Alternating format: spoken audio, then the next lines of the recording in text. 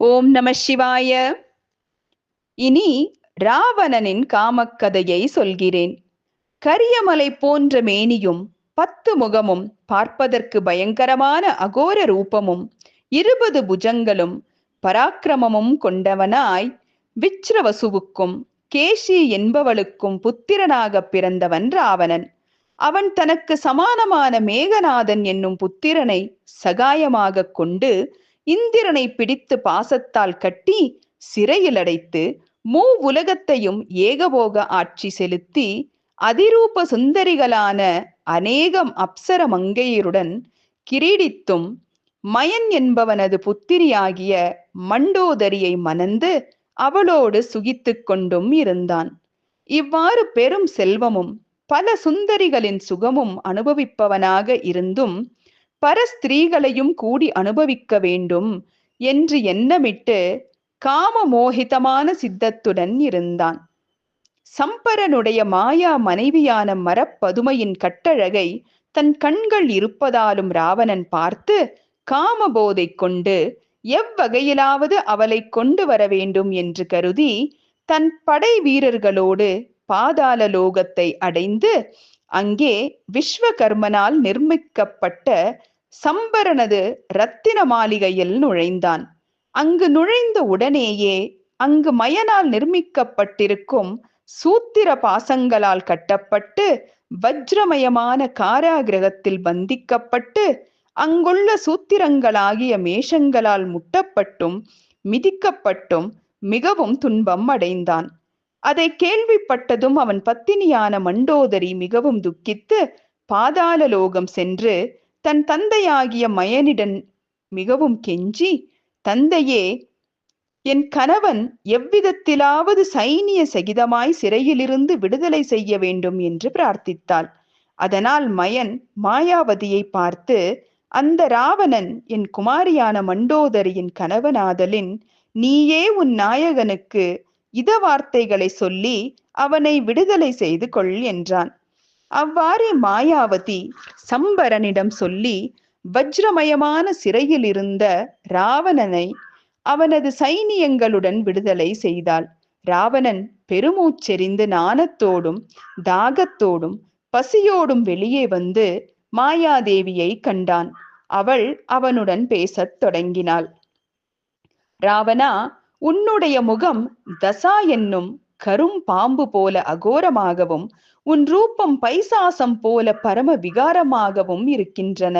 இத்தகைய நீ தேவர்களுக்கும் கிடைத்தற்கரிய என்னை போன்ற பெண்மணியை அடைவதென்பது உனக்கு சாத்தியமாகுமா?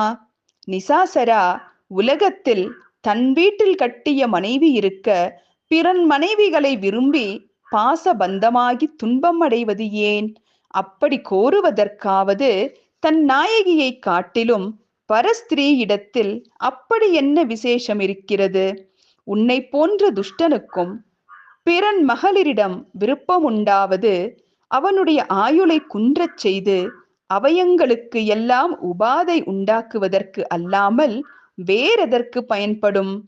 பரஸ்திரீகளே மனம் விரும்புவார்களானால் அப்பொழுது அவர்களை கூடி அனுபவிப்பவனுக்கு ஆயுள் குறைந்தாலும் சிறிதளவு சுகமாவது உண்டாகும்.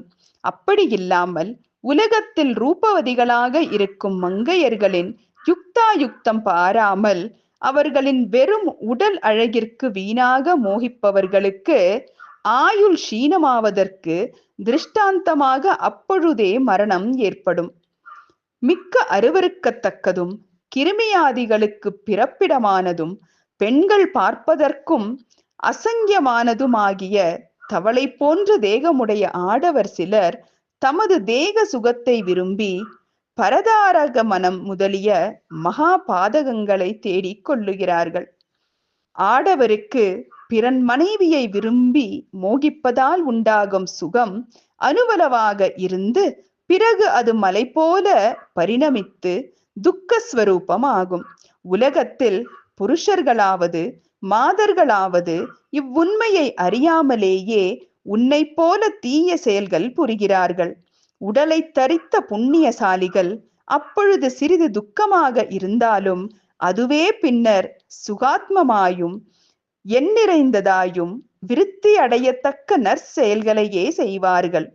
ஆகையால் உனக்கு இவை நன்கு விளங்க சிறிது எடுத்துச் சொன்னேன்.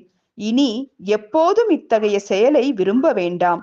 விரைவில் இங்கிருந்து ஓடிப்போய்விடு. இப்பாதாள உலகத்து மங்கையர்கள் எப்பொழுதும் துன்புறுத்துவார்களே ஒழிய சுகமுண்டாக்க மாட்டார்கள். இனி இவர்களை கனவிலும் நினைக்க வேண்டாம். இவர்கள் மேகத்தில் அக்னி இருந்தார் போன்றவர்கள். விஷ சர்ப்பங்களையே கத்திகளாக கொண்டவர்கள். பலவித மாயைகளை அறிந்தவர்கள். துஷ்ட புத்தியை உடையவர்களாகவும் இருக்கிறார்கள். இத்தகைய பாதாள லோக பாவையர்களை வஞ்சிக்க ஒருவனும் சாமர்த்தியம் உடையவனாக மாட்டான். ஆகையால் நீ உடனே இங்கிருந்து போய்விடு என்றாள். அவளிடம் ராவணன் ஒன்றும் பதில் சொல்லாமல் தன் சேனை பரிவாரங்களோடு அங்கிருந்து புறப்பட்டு ஓர் பிளத்தின் வழியாக பூலோகத்தை அடைந்து உலகத்தில் பழைய புத்தியுடனேயே சஞ்சரித்துக் கொண்டிருந்தான். இன்றைய கதையில் வந்த சில சொற்களுக்கு விளக்கம் பார்க்கலாம். வஜ்ரமயமான அப்படின்னா உறுதியான அப்படின்னு அர்த்தமாம். காராகிரகம் அப்படின்னா சிறைச்சாலை அப்படின்னு அர்த்தமாம். மேஷம் அப்படின்னா ஆடு. யுக்தாயுக்தம் அப்படின்னா பொருத்தமானது, தகுதியானது அப்படின்னு பொருளாம். ஷீனம் அப்படின்னா பலவீனம். திருஷ்டாந்தமாக அப்படின்னா ஒரு மாதிரியான அப்படின்னு அர்த்தமாம். பரதார மனம் அப்படின்றது பிறர் மனைவியை விரும்புவது அல்லது உறவு கொள்வது என்று அர்த்தமாம். ஓம் நம சிவாய.